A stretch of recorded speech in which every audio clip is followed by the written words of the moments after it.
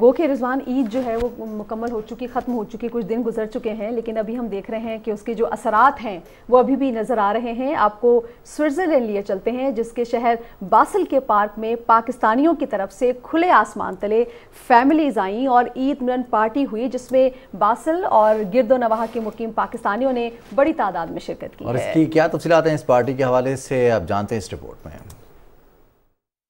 عید ملن کی خاص بات یہ تھی کہ ہر فیملی اپنے ساتھ لذیذ کھانے کی ایک ڈش بنا کر لائی تھی۔ عید ملن پارٹی میں خواتین کی طرف سے خوبصورت پاکستانی کپڑوں، چوڑیاں اور جیولری کے سٹال بھی لگائے گئے، جس کے ذریعے پاکستانی ثقافت اور روایات کو اجاگر کیا گیا۔ خواتین کے رنگ برنگے ملبوسات توجہ کا مرکز بنے رہے۔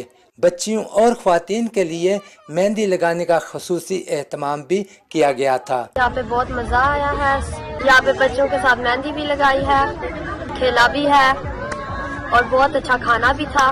دیار خیر میں رہ کے ہمیں پاکستان کی یاد آ گئی، تو بچوں نے بھی بہت انجوائے کیا۔ اوپن ایئر عید ملن جیسی تقریبات سے جہاں پاکستانی کمیونٹی کو اکٹھے مل بیٹھنے کا موقع ملتا ہے، وہاں کمیونٹی کے درمیان روابط بھی مضبوط ہوتے ہیں۔ پارٹی میں شریک مردوں اور بچوں کے درمیان کرکٹ میچ بھی کھیلا گیا۔ بچوں نے عورتوں نے کچھ انجوائے کیا ہے، سب نے کرکٹ کھیل لیا، والی بال کھیلا ہے، فٹ بال کھیلا ہے اور بہت انجوائے کیا۔ بہت ہی اچھا لگا اور بالکل ایسا لگا کہ ہم پاکستان میں موجود ہیں۔